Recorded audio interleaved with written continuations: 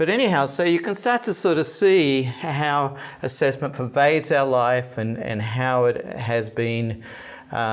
used in schools in various ways by teachers, by administrators, by the systems, by the students. If you look at historically, testing is not a Western phenomenon necessarily. It dates way, way back. Indeed, probably the first country that I'm aware of that was involved in a form of national testing was China, which several hundred years ago introduced a form of national testing and then retesting and retesting again to see if in fact they could differentiate and identify the very top students and people in society who would then actually become key people in the royal courts and government and other key agencies as a result of their performance. And so there was sort of a form of meritocracy that was quickly established in China by this widespread national testing. And almost like Olympians these days, those ones who actually achieve through these various cycles of national testing, these prominence and entered society, being these consultants at a very high level, were often viewed as heroes. And certainly the benefits of their achievements to their families and their family status was huge. As you look at testing over time, it has, I think, it's a socially problematic history tied to privilege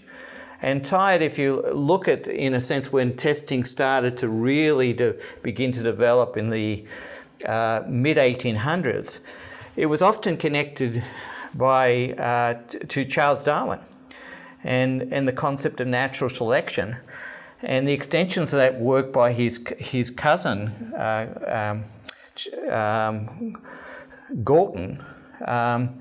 who actually sort of believed in a form of eugenics. The testing was a way by which you could actually identify the brightest, and you could ensure by using testing in terms of a meritocracy that you would identify those people who would be the ones who would thrive in society. Indeed, if you look at the way testing has been applied, it's almost as if they've assumed this notion that achievement was tied to intelligence, which was inherited. Indeed, one of the things that I found most frustrating in Australia, where I was born, is a sense of classism that sometimes people, because of their economic status, actually think that their intelligence is highly correlated with that. Indeed, that there is a relationship between intelligence and economic and class sort of privilege. If you look at the history of British education, you can sort of see that in discussions of public education and testing, where the nobles really didn't want to let go of access to the elite schools like Eton and some of the elite universities. If you look at most countries today, as a result of the commodification of education, you're seeing something similar to that being perpetuated partially through tests by the fact that the people who are privileged who can afford to be tutored for tests, whether in Canada, whether in the US, whether in China, that you can sort of see that economic privilege buys improvements in performance on tests as a result of the tutoring industry. You know, one wonders why Shanghai does so well, but one has to also look at the fact that probably 80% of the students in Shanghai are tutored after school. If you look at kids in Canada, the same sort of things go on. Oftentimes kids not only have tutors for math, they have tutors in other subject areas as well, as parents with the economic resources ensure the future of their students. So again, there is this sort of form of meritocracy tied to social users of tests, which may give a sort of a sleight of hand impression of fairness, but in actuality, they are very much tied with other developments in education, which again include the commodification of education, which make education more accessible and opportunities afforded by education more open to those who perform well on those tests, and undergirding that performance on tests is oftentimes schooling purchased with economic resources as the people have, that some people might not be able to avail themselves. And in a sense, you really don't have a fairness in sort of testing. What's also interesting is you look at the politics of this. Test developers and policymakers are well aware that their tests have the potential of being biased. And oftentimes they will make sure they've established the test, the policy for the test, using approaches which are going to be legally defensible. And those approaches might be making sure the public is well aware that we're going to create these tests following these sort of guidelines, and this is how they're going to be used for high stakes, making sure there is what they call a procedural validity to their approaches, which will hold up in court. And then sometimes when they might be challenged, for example, the city of Cleveland, Ohio, the US was getting pretty large-scale differences in performance for some of their minority kids, and were questioning the bias of the test for that particular cultural group.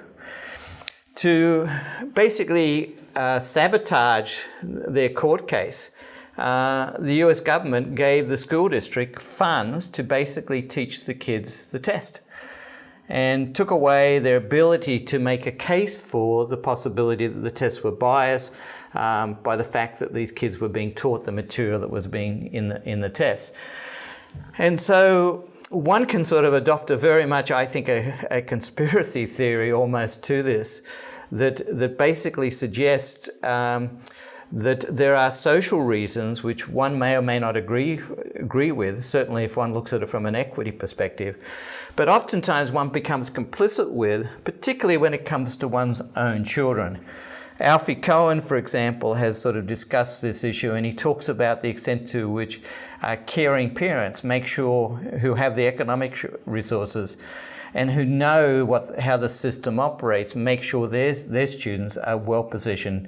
in terms of performing well on these high-stakes tests.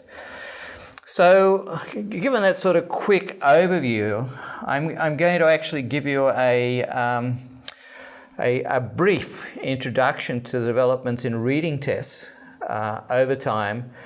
The introduction is quite brief. Basically, a series of discussions, probably about an hour and a half, maybe less in length, when indeed to really delve into these issues fully could be a lifetime of study, and certainly would warrant a course of study. So I want to suggest that the overview I'm going to present you of these issues is quite selective